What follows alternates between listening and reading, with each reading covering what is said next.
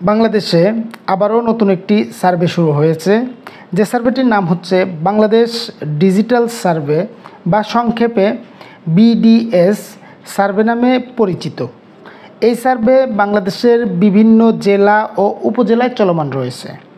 আপনার জেলা ও উপজেলায় যদি বিডিএস সার্ভে কার্যক্রম চলমান থাকে তাহলে প্রয়োজনীয় কাগজপত্র সংগ্রহে রাখুন, যেমন দলিল ও রেকর্ডীয় খতিয়ান সংগ্রহে রাখুন আপনি যদি ওয়ারিশমূলে জমির মালিক হয়ে থাকেন।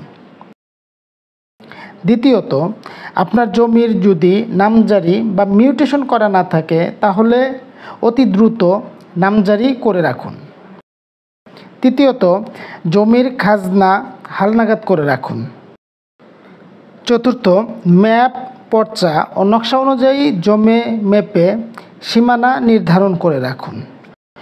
পঞ্চমত, আপনার জমি আপনার দখলে রাখুন। ধন্যবাদ সবাইকে।